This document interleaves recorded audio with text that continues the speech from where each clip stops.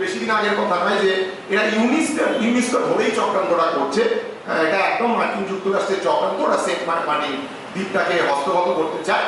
এটা হচ্ছে মানে গুরুত্বপূর্ণ ব্যাপার। তো এটা নাই হতে পারে, কিন্তু এটাও সত্যি কথা যে চীনের যে বিআরআই বলে একটি প্রজেক্ট আছে, জানেন চীন তো সাধারণভাবে আমরা দেখছি না যে খুব যুদ্ধ করে মানে তার সাম্রাজ্য বাড়াতে চাইছে, সেটা আমরা খুব দেখছি না। কিন্তু চীনের অর্থনৈতিক সম্প্রসারণ বাড়তে একটা অত্যন্ত একটা ক্লিয়ার একটা ব্যাপার দেখে বোঝাই যাচ্ছে আফ্রিকার দেশগুলোতে, এবং এই তল্লাটে দক্ষিণ এশিয়ার দেশগুলোর মধ্যে বাংলাদেশ তো তার একটা অত্যন্ত গুরুত্বপূর্ণ জায়গা। তারা সেটাকে দীর্ঘদিন ধরে তাদেরকে ঋণ দিচ্ছে, এবং আমরা জানি যে যখন পদ্মা সেতু তৈরি হয় তখন আন্তর্জাতিক IMF এর ঋণ কিন্তু বাংলাদেশ পায়নি, একটা টালবাহানা চলছিল। সে সময় চীন একটা মধ্যস্থতাকারী ভূমিকা নেয় এবং অনেকটা পরিমাণ ঋণ নেয়। এবার এটাও ধরে নেওয়ার কারণ নেই, 470 কোটি টাকার ঋণ কিন্তু আবার IMF থেকে তারা জাস্ট হচ্ছে যে মে মাসেই পেয়েছে, সেটা চুক্তি স্বাক্ষর হয়ে গিয়েছিল। একটা আনস্টেবল গভর্নমেন্ট এরকম ভাবলে ঠিক IMF এর ওই স্বাক্ষরটা হতো কিনা সেটাও একটু সমস্যাজনক বিষয়। কিন্তু বিষয়টা সেটা নয়। বিষয়টা আমার একটা জিনিস খুবই অজানা ছিল, এই জিনিসটা দেখতে গিয়ে আমি একটা জিনিস দেখলাম যে ভারতবর্ষের সাথে মার্কিন যুক্তরাষ্ট্রের স্ট্র্যাটেজিক পার্টনারশিপের দুটি চুক্তি আছে, দুটোই 2016 সাল অনবর্ষ। তার মধ্যে একটা এটা যে ভারতবর্ষের যে কোনো সামরিক যে ঘাঁটিগুলো রয়েছে সেটা মার্কিন যুক্তরাষ্ট্র ব্যবহার করতে পারবে, এবং সেটা ভারতবর্ষ পারবে মার্কিন যুক্তরাষ্ট্রকে। এবং এই ব্যবহার করার যে রেশিও সেটা কিরকম, সেটা এখনো অব্দি 95:5, মার্কিন যুক্তরাষ্ট্র 95% ক্ষেত্রে ব্যবহার করেছে, ভারতবর্ষ তার 5% সেরকম ব্যবহার করতে পারেনি। এবং আরেকটি চুক্তি বেকা যাকে বলছে, সেই বেকা চুক্তি অনুযায়ী যে কোনো ধরনের জিও স্ট্যাটিক্যাল যে সমস্ত ইনফরমেশন গুলো, এইটাও কিন্তু দুই দেশের মধ্যে এই আদান প্রদানটাও করতে ভারতবর্ষের সরকার বাধ্য থাকে। আমি এটা বললাম এই কারণে, একটা তো হচ্ছে যে এই দুটো চুক্তি অত্যন্ত সাম্রাজ্যবাদী চুক্তি। এই নিয়ে কিন্তু আমি খুব চর্চা দেখি না, আমিও খুব জানতাম না। চুক্তি দুটো সম্পর্কে হয়তো কোনো দেখে থাকতে পারি, কিন্তু এত ডিটেলে জানতাম না। দুটোই অত্যন্ত সাম্রাজ্যবাদী চুক্তি, কিন্তু দুটো চুক্তি দেখলে বোঝা যায় যে ওদের বাংলাদেশ ইত্যাদি জায়গাগুলোতে আলাদা করে মার্কিন ঘাঁটি তৈরি করবার আদৌ কোনো দরকার নেই, সেটা ভারতবর্ষের মাটি থেকেই ওরা তৈরি করতে পারে। এই জায়গায় দাঁড়িয়ে যখন জুলাই পরবর্তী জায়গাকে আমরা দেখতে শুরু করলাম, প্রিলিমিনারি দেখতে পাওয়া যাবে যে এখানকার যে হিন্দুত্ববাদী অংশ তারা খুশি হয়েছিলেন। তাদের স্লোগান ছিল হচ্ছে যে জনতার ক্ষমতা দেখে যায়, হাসিনা গেছে এবার যাবে মমতা, এই হচ্ছে তাদের একটা স্লোগান ছিল। কিন্তু খুব অল্প, একটু জল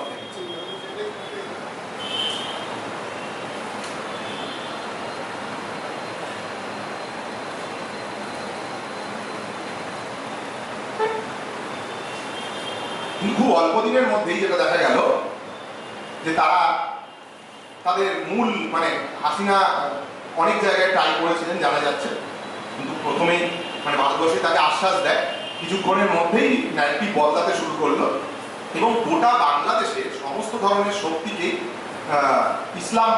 ইসলামের পক্ষের একটি শক্তি এরকম দেখে দেওয়া হতে থাকে। এই জায়গাটাতেও আমার দুটো চারটে কথা বলবার আছে। প্রথমত একটা জিনিস প্রথমেই ক্লিয়ার করে নেওয়া ভালো, একদম এ নিয়ে কোনো সন্দেহ নেই, আগেও অনেক সার্ভে টার্ভে হয়েছে, কিন্তু গল ওয়াই বলে একটি সংস্থা, তাদের একটা বিখ্যাত সার্ভে আছে সারা বাংলাদেশ জুড়ে, যেখানে তারা দেখাচ্ছেন যে 91% মানুষ মনে করেন যে ইসলামিক রাষ্ট্র বলে তাদের তেমন কোনো অসুবিধে নেই। তারা মনে করেন যে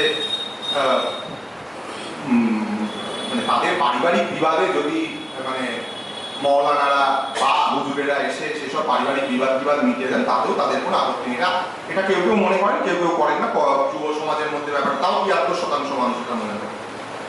এটাই উপমহাদেশের বৈশিষ্ট্য। এটা এই উপমহাদেশের বৈশিষ্ট্য এভাবে যে এখানে এইটার ওপর দাঁড়িয়ে নানানভাবে রাজনীতি নানানভাবে নানান সময় আবর্তিত হয়েছে। তো কিন্তু যদি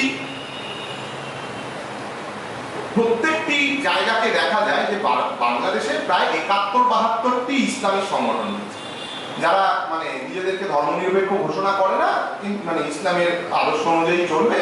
এরা নানান মানে কি বলবো, নানান একটা বড় ছাতার মতো, ছাতার বিভিন্ন দিকে নানান রকম ভাবে এরা ছড়িয়ে ছিটিয়ে রয়েছে। এরা কেউই কারোর সাথে সব ব্যাপারে একমত বা একই ধরনের কাজকর্ম করে চলতে চায়, বিষয়টা এরকম নয়। এবং যেটা বলা হচ্ছে যে আওয়ামী লীগের আমলে হিন্দুদের একটা স্বর্ণযুগ ছিল, এই অভ্যুত্থান হওয়ার পরে সেটা একটা বিরাট বড় বিপর্যস্ত হয়ে পড়লো। কথাটা যদি আমরা একটুখানি দেখবার চেষ্টা করি, যে বিষয়টা একেবারে ঠিক নয়। প্রথম কথাটা হচ্ছে যে বাংলাদেশে বড় তিনটে, বড় নয় মানে দুটো বড় এবং একটি ছোট কিন্তু গুরুত্বপূর্ণ ইসলামিস্ট অর্গানাইজেশনের কথা বলি। মানে আপনারা জানেন সেটা হচ্ছে যে জামাত একটি বড় অর্গানাইজেশন, হেফাজতে ইসলাম আরেকটি বড় অর্গানাইজেশন, এবং হিজবুত তাহরির তারা খুবই এক্সট্রিমিস্ট। অত বড় অর্গানাইজেশন তারা নয়, কিন্তু তাদের একটা সিগনিফিকেন্স আছে। এবার এই সমস্ত কিছুকেই এক ব্র্যাকেটে একই রকম ভাবে দেখলে ব্যাপারটা একটুখানি মুশকিল হয়। তো জামাত ইসলামীর রাজনৈতিক ইতিহাস খুবই ইন্টারেস্টিং। মানে সবাইকেই জামাত বলে ধরে নেওয়া হবে। জামাত নামে আরো প্রচুর অর্গানাইজেশন আছে, কারণ জামাত শব্দটা সাধারণ শব্দ, সেটার মানে হচ্ছে দল, সংগঠন, এই ধরনের এই অর্থে ব্যবহার হয় সেই জন্য। কিন্তু জামাতে ইসলামী যে মূল সংগঠনটি, তারা খুব অদ্ভুত। তারা 48 সালে যখন সমস্ত পূর্ব বাংলায় থাকা সমস্ত ধরনের যে ইসলামিক রাজনৈতিক শক্তিগুলো তারা যখন পাকিস্তানের পক্ষে কথা বলছে, দেখা যাবে জামাত একমাত্র বলছে যে না, নতুন করে মুসলিমদের জন্য আলাদা রাষ্ট্রের দরকার। এবার 71 সালে আবার এসে দেখতে পাওয়া যাবে যে এরাই বলছে যে পাকিস্তানকে যেন তেন প্রকারণে রক্ষা করতে হবে। এবং তারপরে তারা কি ভূমিকা নিয়েছিল আমরা জানি, যে তাদেরকে রাজাকার বলাই হয়। তারা নেমে পাকিস্তানের খান সেনাদের সাথে নেমে পৃথিবীর দ্রুততম গণহত্যা চালায় প্রায়, তাকে বলাই হয় যে 30 দিনে কত মানুষ একসাথে কোথাও সারা পৃথিবীতে মারা যায়নি, দ্রুততম গণহত্যা চালায়। কিন্তু এই জামাতের মানে বৈশিষ্ট্যটা হচ্ছে এইরকম। এবং ইন্টারেস্টিংলি 96 সালে আওয়ামী লীগের যখন ক্ষমতায় আছে, আমরা এটাও জানি যে গোলাম আজম তার পাশে বসে, হাসিনার পাশে বসে একই সাথে মানে তারা করেছিলেন, সরকার তৈরি করেছিলেন। ফলে আওয়ামী লীগকে যখন জিজ্ঞাসা করা হয় যে আপনারা রাজাকারদের সাথে, আপনারা মুক্তিযুদ্ধের বাহিনী, রাজাকারদের সাথে মানে হাত মিলিয়ে সরকার গঠন করছেন, তো উনি তখন বলেন যে ইয়াসির আরাফাতকেও প্যালেস্তাইনের প্রধানমন্ত্রীর সাথে গিয়ে হাত মেলাতে হয়েছিল, আমিও জনগণের স্বার্থে এটা করছি। আমরা জানি কিরকম জনগণের স্বার্থ, কিন্তু সেই সরকার বেশি দিন টেকেনি। কিন্তু জামাত পাল্টি মেরে আবার বিএনপির সাথে 2001 সালে ক্ষমতায় চলে আসে। এবার মানে জামাত মূলত হচ্ছে যে, জামাতকে অনেকেই বলেন যে হায়দ্রাবাদের যে ইসলামী চিন্তক আবুল আলা মওদুদি, তার মতামত অনুযায়ী চলা একটি সংগঠন, যাতে বহু ইসলামিক সংগঠন যারা যথেষ্ট ইসলামিক বলে মনেই করে। এটা একটা খুব বড় বিষয়। আবার হেফাজতে ইসলাম বলে যে মানে সংগঠনটি রয়েছে, তার যে মানে সর্বোচ্চ নেতৃত্ব আল্লামা শফি, মানে আপনাদের মনে থাকতে পারে তিনি বলেছিলেন ওই যে মেয়েদেরকে দেখতে তেঁতুলের মতো, তাকে তেঁতুল হুজুর বলা হয় বাংলাদেশ জুড়ে। তো সেই ভদ্রলোক যখন বিভিন্ন ধরনের মানে ফান্ড পেয়েছিলেন হাসিনা, এবং প্রচুর ধরনের মসজিদ, মানে প্রচুর মসজিদ সারা বাংলাদেশ জুড়ে তৈরি করতে থাকে, তিনি তখন বলেছিলেন যে কওমি জননী, মানে হাসিনাকে বলেছিলেন কওমি জননী। একের পর এক দাঙ্গা হয়েছে, প্রায় 3500 সহিংসতা ঘটনা, মানে সংখ্যালঘু সম্প্রদায়ের উপর ঘটনা আমরা জানি, সেটা ঘটেছে হাসিনার আমলে। নাসের নগরের মতো দাঙ্গা হয়েছে, রামুর মতো দাঙ্গা হয়েছে। একটি ছেলে বিশ্বজিৎ রায়, তার ঘটনা মনে থাকতে পারে, প্রকাশ্য রাজপথে তাকে মানে জামাতি ইসলামী করে বলে আওয়ামী লীগের কর্মীরা একদম প্রকাশ্য রাজপথে খুন করে ফেলে। অজস্র ঘটনা রয়েছে। ফলত হাসিনা সরকার ছিল, এই অবস্থায় হিন্দুরা ভালো ছিলেন। আজকে হাসিনা সরকার নেই, তাই একটা বড় ধরনের পট পরিবর্তন ঘটে গেছে সেখানে, এই কথাটা ঠিক না। যেটা ঠিক সেটা হচ্ছে যে গোটা উপমহাদেশের বিভিন্ন ভূখণ্ডেই যদি দেখেন, বাংলাদেশের সংখ্যাগরিষ্ঠ মানে ধর্মীয় সংখ্যাগরিষ্ঠ যে মানুষ, চেতনাহীন যে মানুষ, মূলত সেই মানুষের দাবি যে ভারতবর্ষে মুসলিম কমিউনিটি তারা সুখে শান্তিতে বসবাস করুক, ভারতবর্ষ ধর্মনিরপেক্ষ, ভারতবর্ষেরও হিন্দু যে জনগণ তাদেরও একই ধরনের দাবি যে বাংলাদেশে যে হিন্দু জনগণ আমাদের এখানকার সংখ্যালঘুর দায় আমরা নাই বা নিলাম, ওখানে সংখ্যালঘু যেন সঠিকভাবে থাকতে পারেন, এবং এটা পরস্পরকে এক ধরনের কমপ্লাসেন্সের প্রশ্ন বেসিক্যালি, যে আমি তুমি তোমারটা দেখো, ওখানে গন্ডগোল হলে আমি ধরবো, এখানে গন্ডগোল হলে তুমি ওখানে তার উপর দাঁড়িয়ে পড়বে। এইটা চলছে। এটা গোটা উপমহাদেশটার একটা ক্যান্সারের মতো বিষয়। সত্যি কথা, তাকে অস্বীকার করার কোনো জায়গা নেই। একসাথে কোনো এক ধরনের অভ্যুত্থান না ঘটলে হয়তো সম্ভবত মানে সেটাকে ঠিক করা যাবেও না গোটা ব্যাপারটার ক্ষেত্রে। কিন্তু আমি যেটা বলবার চেষ্টা করছিলাম সেটা হচ্ছে, এটা আলাদা করে আমার ব্যক্তিগতভাবে মনে হয়েছে, আলাদা করে কোনো ধরনের কোনো সংখ্যালঘুদের উপর অত্যাচার বা ইত্যাদি পরিবর্তন হয়েছে তা নয়। কিন্তু যেটা হয়েছে, সংখ্যালঘুদের উপর অত্যাচার করা যেহেতু সহজ ব্যাপার, সবাই জানেন এটা, সেই কারণে এই ঘটনাগুলোর ক্ষেত্রে যতটা প্রতিরোধ, যারা আন্দোলনটা লড়লেন, যারা আন্দোলনটাকে একভাবে নেতৃত্ব দিলেন, তাদের তরফে আসার কথা ছিল, আমরা সেইটা দেখতে পাচ্ছি না। তারা বহু জায়গায় নিশ্চুপ থেকেছেন বা বহু জায়গায় খুবই ওপর বক্তব্য রেখেছেন, সেটা জানি না, সেটা প্রগতিশীল অংশের থেকেই। আমরা এটা তো এক্সপেক্ট করি না যে বিএনপির লোকজন এটা নিয়ে কথাবার্তা বলবেন। বিএনপির মধ্যেও একটা অংশের লোক বামপন্থী, তারাও খুব কথাবার্তা ছেড়ে দিন, বলার কোনো প্রশ্নই নেই। কিন্তু যে বামপন্থী সংগঠন, যে কমিউনিস্ট সংগঠনগুলো আছে, তারাও বিরাট কোনো কথা বলছেন না, খুব ছোট করে ব্যাপারটা ইয়ে করবার চেষ্টা করেছেন। এখানেই যখন একটা প্রতিক্রিয়ায় সারা বাংলাদেশে হিন্দু ঐক্য তৈরি হলো, অবশ্যম্ভাবীভাবে সেই ঐক্যের পিছনে বুঝতেই পারছেন যে ডেফিনেটলি এক ধরনের এখান থেকে লোক গেছেন, আরএসএস এর প্রচারকরা সেখানে গেছেন, আমরা জানি সে সমস্ত, তারা ওখানে উপস্থিত ছিলেন, মঞ্চে অব্দি উপস্থিত ছিলেন কৃষক ভবন থেকে থাকা লোকজন, তারা গেছেন, সেখানে জয় শ্রীরাম ধ্বনি দেওয়া হয়েছে ইত্যাদি। কমিউনিস্টরা বিরোধিতা করতে, মানে সঠিক কারণে বিরোধিতা করেছেন, কিন্তু বিরোধিতার যে প্রেক্ষিত তৈরি হচ্ছে, কেন সেটা হয়ে পড়ছে, কেন আপনারা সঠিকভাবে তাকে নিজেদের দিকে আনতে পারছেন না, মৌলবাদের বিরুদ্ধে সঠিকভাবে কথা তুলে ওঠা যাচ্ছে না, এই প্রশ্নগুলো কিন্তু আবার অনুপস্থিতি ছিল গোটা বিষয়টার ক্ষেত্রে দেখলে দেখা যায়। এই পরিস্থিতিতে দাঁড়িয়ে দেখা যাবে যে মানবাধিকার লঙ্ঘনের ঘটনা যখন একটা সীমায় পৌঁছেছে বলে আন্তর্জাতিক মানবাধিকার কমিশন মনে করছেন, তারা ঢাকায় একটা অফিস তুলতে চাই। আপনারা দেখবেন 5 দিন আগের ঘটনা সেটা। তো এটা বিরোধিতা এলো, দেখা যাবে যে এটা বিরোধিতা যেই করছেন, কেন বিরোধিতা করছেন, এটা সবসময় আমরা দেখতে পেয়েছি যে ওই মার্কিন সাম্রাজ্যবাদ ছুঁয়ে নিতে হয়, এটা সকলে বলেন। বাংলাদেশের রাজনীতির ভেতরে মার্কিন সাম্রাজ্যবাদের বিরোধিতা করাটা বহু সময় নানানভাবে ঘুরে ফিরে এসছে। তো এটা একটা মার্কিনীদের কৌশল। এইভাবে দেখে ফেলার কথাটা যেমন আবার বলেছেন, কিন্তু মোদ্দা বক্তব্য ছিল যে মানবাধিকার কমিশন, মানে আন্তর্জাতিক মানবাধিকার কমিশনের মূল কাজটা দাঁড়িয়ে যায় হচ্ছে সমকামীদের অধিকার রক্ষা করা, যেটা আমাদের সমাজে প্রায় একটা মানে অত্যন্ত একটা খারাপ ব্যাপার। ফলত আমরা এই গোটা বিষয়টাকে একটা বিরোধিতা করছি, এবং এখানে আমরা কিছুতেই মানবাধিকারের মানে মানবাধিকার সংগঠনে যারা কাজ করবে তার মধ্যে সাম্রাজ্যবাদের প্রতিনিধি নেই ইত্যাদি, এসব তো আমিও মনে করি না, কিন্তু তার বিরোধিতাটা সঠিকভাবেই আসতে পারতো। ভাবিয়ে বোঝা যাচ্ছে যে এই গোটা বিষয়টার ক্ষেত্রে ওই মনোভাবগুলো ঢাকায় ছাত্রদের মধ্যে, যারা ওখানে হয়তো অংশও নিয়েছিলেন, এই অভ্যুত্থানে অংশও নিয়েছিলেন, তাদের মধ্যেও ভালো পরিমাণে রয়েছে। তাদের মধ্যেও পুরনো ধ্যান ধারণা ইত্যাদিকে ত্যাগ করে ফেলার মনোভাব এখনো যে বিরাট কোনো দেখতে পাওয়া যাচ্ছে তা না। সকলেই যেটা করে ফেলছে সেটা হচ্ছে গোপনে হোক প্রকাশ্যে হোক নানাভাবে আগামী নির্বাচনের প্রতিশ্রুতি। এই আগামী নির্বাচনের এক ধরনের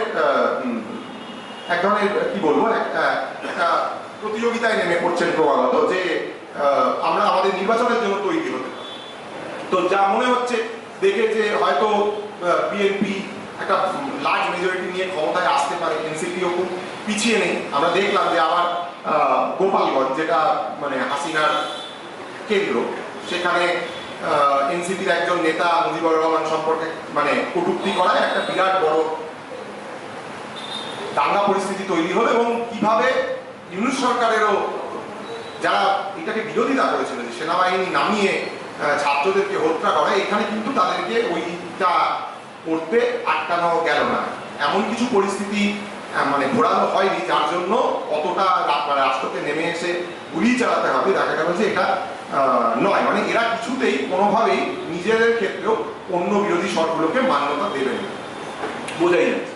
মানে এই দাঁড়িয়ে রয়েছে পরিস্থিতির দুটো দিকই রয়েছে। পরিস্থিতির মধ্যে আশা করবারও প্রচুর ধরনের দিক রয়েছে, যে মূলত যেহেতু এই ছাত্ররা করেছিলেন, ছাত্রদের একটা বড় অংশই খুবই ডিসিলিউশন হয়েছে, যে যাদের হাতে ক্ষমতা তুলে দিলাম, মানে তারা আমাকে এই প্রতিনিধিত্ব করবেন এটা মনে হচ্ছে না হবে। ফলে এটা বারবার হয়েছে, এটা নিরাপদ সরকার ছাত্র নেতৃত্ব ক্রমাগত যুবলীগের দিকে চলে যাওয়ায় বা ছাত্রলীগের দিকে চলে যাওয়ায় তারা আশাহত হয়েছে, কিন্তু আন্দোলন কিন্তু কখনো থেমে যায় গোটা জায়গাতে। এবার ছাত্ররা সব জায়গাতেই ওখানে ভরসা। এবার মানে বাংলাদেশ যেহেতু গার্মেন্ট শিল্পের একটা বিরাট বড় জায়গা, এবং বাংলাদেশের বৈদেশিক মুদ্রার প্রায় 85% গার্মেন্ট শিল্পের ওপর দাঁড়িয়ে রয়েছে, তো সেই জায়গায় দাঁড়িয়ে দেখতে পাওয়া যাবে যে মানে সেখানকার শ্রমিকরাও কিন্তু একটা ভয়ঙ্কর প্রতিরোধের মধ্য দিয়ে যাচ্ছেন। তারাও কিন্তু জায়গায় জায়গায় যে ইউনিয়ন তৈরি করা, যেটা কিন্তু হাসিনা সরকারের আমলে একেবারে তৈরি করা যেত না, যে ইউনিয়নগুলো তৈরি করা, সেই ইউনিয়ন তৈরি করবার জায়গায় যাচ্ছে। ফলে পরিস্থিতিটা একেবারে মানে মানে একটা মৌলবাদী শক্তির হাতে চলে গেছে। কথাটা একেবারেই ঠিক না। মৌলবাদী শক্তিকে বিভিন্ন সময় বাংলাদেশের রাজনৈতিক দলগুলো, যে মেইন স্ট্রিম রাজনৈতিক দলগুলো, তারা গুরুত্ব দিয়ে এসছে। তাদের সাথেই নানান ধরনের তোষণে থেকে তাদেরকেই নানান ধরনের মানে মানে এক ধরনের আদান প্রদানের মধ্য দিয়ে তাদেরকে না চটিয়ে, সত্যি কথা বলতে কি, তারা মূলত মানে ক্ষমতায় থেকেছেন। চটিয়ে একবারই ফেলেছিলেন হাসিনা, তার চাপ ছিল, সেটাও একটা বিরাট অংশ মানুষের চাপ, সেখানে মুক্তিযুদ্ধের চেতনা কাজ করে গিয়েছিল। তাও হাসিনা আমরা জানি যে সেটা করতে অনেকদিন সময় নিয়েছিলেন, তিনি চাইছিলেন না, তার মধ্যে তার সরকারের একজন মন্ত্রী ছিল, সবই আমরা জানি, কিন্তু তারপরেও তিনি ওইটুকু করতে পেরেছিলেন শাহবাগ আন্দোলনকে কেন্দ্র করে। কিন্তু ওটুকুই, তারপরে তিনি নানাভাবে ওই যে ভুল করে ফেলেছিলেন, কোটানকোট ভুল করে ফেলেছিলেন, সেই ভুল মেটানোর জন্য নানাভাবে মৌলবাদী শক্তিকে তুষ্ট করতেই গেছেন। কিন্তু বাংলাদেশের ছাত্র জনতার ক্ষেত্রে দেখা যাবে যে এইগুলো ব্যাপী রেখেই নানান সময় তাদেরকে ক্ষোভে বিক্ষোভে ফেটে পড়তে দেখা গেছে। মার্কিন সাম্রাজ্যবাদের নানান ধরনের উস্কানি থাকতে পারে, পর্দার পিছনে নানান ধরনের কার্যকলাপ থাকতে পারে, কিন্তু তা দিয়ে ডলার ঢাললেই এত বড় একটা মুভমেন্ট হয়ে যায় না। ফলে যারা এখান থেকে এটা আগেই বুঝে ফেলেছিলাম এই জায়গায় যাবেন, এই জায়গায় পৌঁছতে চাইছেন, তাদেরকে আমার বলার বক্তব্য যে এটা মানুষকে, জনগণকে মানে ছোট করা, বেসিক্যালি মানে যে জনগণের শক্তির ওপর আস্থা না রাখা। সকলে একই দিকে যাবে না, খুব স্বাভাবিক যে একটা জিনিস ব্যর্থ হবে। এমন কি বা হয়েছে, একটা সরকার, সে 18-19 বছর ধরে স্বৈরাচারী একটা সরকার ছিল, তাকে মানে তার গদিটা জাস্ট চেঞ্জ হয়েছে, তেমন কিছুই হয়নি, আলাদা কিছু হওয়ারও কথা নয়। কিন্তু সেটাকে নানানভাবে দেখা, মানে আমরা মানে মধ্যবিত্ত এলিট বাঙালি যেভাবে দেখে ফেলতে চাইছে গোটা বাংলাদেশকে, সেইটার যেন অংশ আমরা না করি। ধন্যবাদ।